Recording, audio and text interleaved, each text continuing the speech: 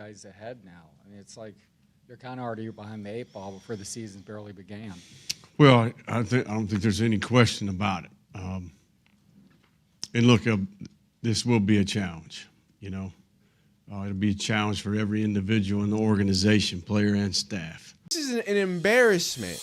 You know, you gotta feel bad for Florida fans dealing with that awful disgrace to football that is Billy Napier. It's gotta be a hard time. It's gotta be a hard life, right? As you know, Florida falls to USF. And look, USF, we talked about Mr. Byron Brown, the quarterback that's leading them. He's a big son of a gun. He can run. He's an explosive, exciting player. But this is a game in which Florida, the big brothers in Florida, you know, it's supposed to be the three-headed monster. All the big Florida teams, Miami, Florida State, and Florida going crazy this year. Florida's already dropped their ball against USF. Can Florida fans, I don't know, y'all got to consult the board. Can you add USF to the big three? Because they're probably going to be ranked. Y'all told me DJ Lagway was the best quarterback or one of the best quarterbacks in the SEC. Don't worry, I got receipts. Y'all said that Florida was going to be elite. I'm a Texas fan. Y'all was well, you know, when Arch Manning has to go against Florida, a Florida team that, and I didn't even watch this full game. I want y'all to know y'all can go through my channel.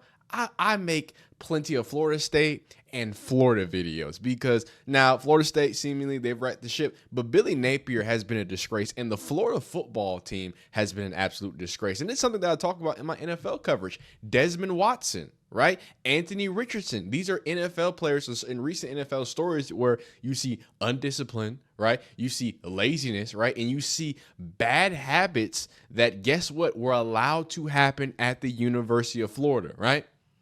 I also remember when y'all said, you know, when Kermani McClain, oh, y'all thought I forgot about Kermani? When he went over there, all the Florida fans was like, hey, man, you know, they're going to a real system. That's what Kermani needed, right? Well, here you are.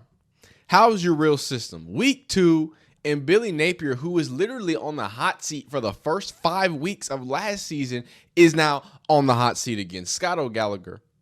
Very odd. He's actually he's not odd, but it's weird to get like football stats from him. He does the college football game stuff, but he points it out very well. Again, I didn't watch the game, but this is how he describes it. In the final 3 minutes, a drop pass that would have sealed the game, a pass interference to open the drive, a penalty for spitting on an opponent, 3 missed tackles on the screen. Florida collapsed late and falls to USF. And before I get it back in on Billy Napier, as you see, I have a plethora of, you know, my wife got deported 2 months ago, and I am more upset with Billy than, I don't even know if Florida's going to trip if I say that, but that ice, man. I'm pretty sure no one has started one of these threads yet, so I wanted to get it going. Napier, okay. we had a coach, AD, and we have, I don't want to say those words. There's somebody very important in my life that doesn't let me say that word. Napier is such an arsehole or whatever. Won't watch another game the rest of the season. Me, if I was okay, all right. They're having a hard time, but this was just disgusting, right? We saw, if you were watching NFL, right? Obviously Eagles versus the Cowboys. One of the better defensive linemen, I think, in the league, Mr. Jalen Carter from the Philadelphia Eagles, just decided to spit right all on Dak Prescott. Now, Dak Prescott did spit in his direction, so I don't know whose side you're on, but I think we have to agree. With 2 minutes left in a game, Florida up 1 point, right? I don't think this is great. So we're gonna go play by play, right? We're gonna go play by play. So he gets up in his grizzly, like, hey, and right here, hey, maybe it's a little extra. I wouldn't recommend it, especially with the ref right there. Okay. But hey, man, stand up for yourself. I'm not mad at you. Now, where we go next is a conversation. I mean, that was Triple H. Time to play. I don't know how many of y'all. Triple H? No? Is that too old? I don't know. I have no idea. Am I becoming unk? But anyway, Triple H. That's a sprayer, son. Look at his neck. It's like T-Pain hitting he said, that boy hawked a loogie. This is diabolical, disgusting. And again, it's the commitment. It's the spread. It's the area. It's the absolute disrespect. How do you not? I'm sorry. Yo, that is disgusting. Like, there are things that are so nasty to me. If I get my own spit on my face, I'm like, and then you start smelling it, it smells like, I don't like it. I just don't like it, man. I don't like it. If you spit in my face, dog, I don't care if I got a helmet on, gloves, I don't know, a knight in shining armor. You gonna have to see me. I'm sorry. We gonna have to squabble. At the very least, I don't care that USF won this game. I'm writing down number 90's number. Don't worry. I got it. Don't worry. I got it. I got the information. I'm writing down number 90's number. I'm finding out where he stays at.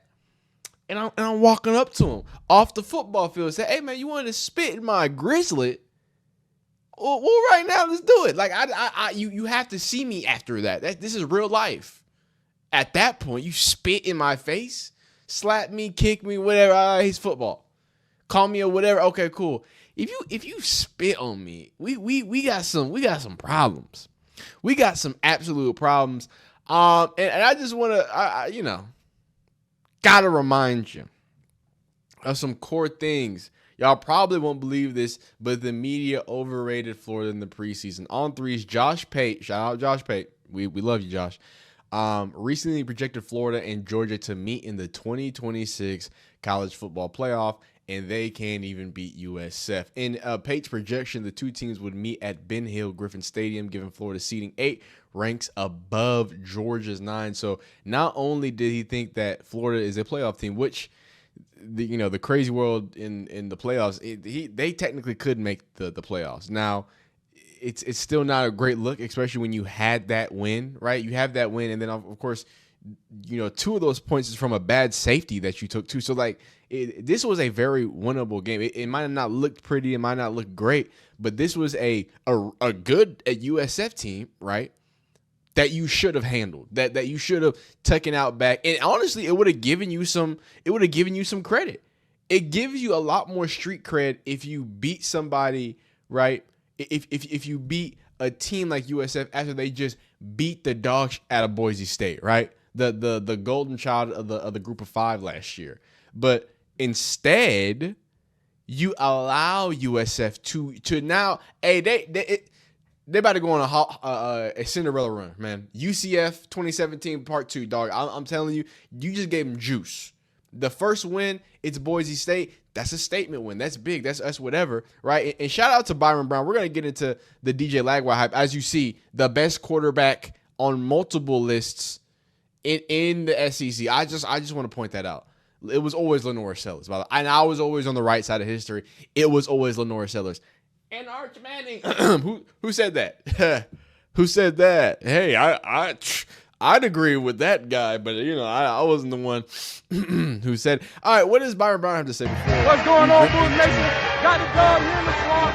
Headed back to Tampa. Turn up. Thank y'all for coming down. Hey, love y'all. Bulls Nation signing out. Yeah, man. You just love to see the young quarterback who came up huge in Boise State. And I do want to point out, people were saying he wasn't that explosive, but 22 for 36, 263, 7.3, 1 touchdown, took care of the ball from what I saw and a little bit of the highlights that I saw from Byron Brown. He wasn't amazing, but he wasn't bad, right? And a lot of times in college football and a lot of times in quarterback play, just getting your ball to the places, keeping yourself in safe places, not turning the ball over, that means something when you go against a team like Florida, which, although I think is a joke in general, they clearly, raw talent, they've always, that's been the story of Florida for the last 2 decades, since, post Tebow era, right? It's that you got, or I guess Urban Meyer era, really, is that talent everywhere, NFL players, all these great football players. But man, as a team, they cannot put it together. They're not disciplined enough. They don't have the coaching enough. They don't have the cohesion.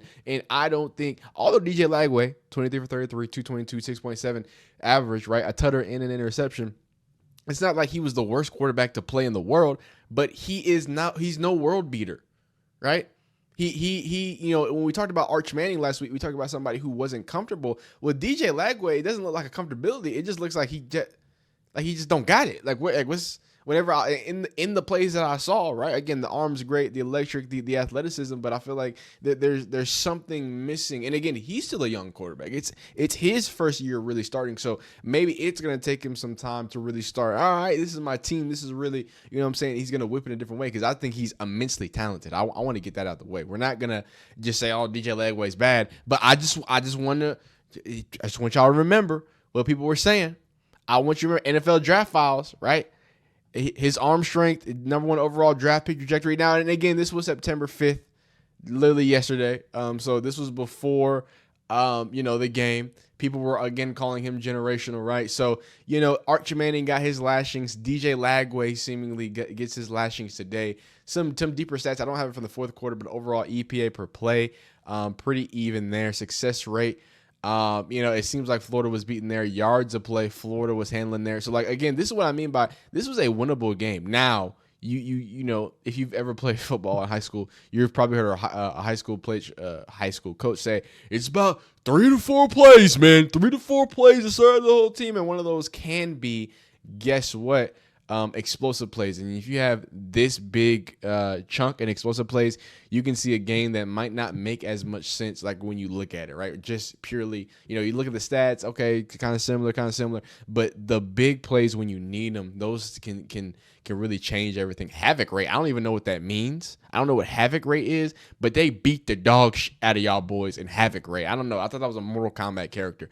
And congratulations. Somebody insert, I'm not editing that much tonight, but insert the "bring me my money" meme, because Florida paid USF about $500,000 to go ahead and let them win the game. So let's hear from Billy Napier because he actually was in a live press conference. We'll listen to a little bit of this. Maybe we can get some insight from him, and then we'll dip out from there. All right, let's hear. The red zone missed opportunities caught up with us, and we let them hang around. And certainly the penalties contributed to the game. I think we had over 100 yards in penalties. It extended their drives, and it slowed down our drives. You add in the bad snap for the safety, and then you lose the explosive play battle, and you lose the turnover margin. Wow. You don't deserve the right to about. win. Wow. And you had 7 possessions in the second half and punted 6 times. And ultimately let them hang around, and they kick a field goal there. They take it down the field and kick a field goal to win us. So Yes, we watched the game, Billy. Well, I didn't keep it short watch the and game sweet. a lot. I watched the end of it, but I think that Short we and can sweet. do much better. We can coach better. let's get to the reporters asking the questions. I want to get Billy, the There we undisciplined go. actions by your team. How surprising was that? Y'all given are that awful. You preached about this team being different, this team having a level of accountability, and then for them, the penalties on the offensive line, some of the PI, obviously the spitting was, how unacceptable is Obviously that for the you? And spitting. What do you say to people you've talked to for months about this team is different? Yeah, no, I think the procedure penalties, obviously, we can live with the technical penalties. There's always going to be a handful of those. The ones that keep you up at night are the ones that are player decision making.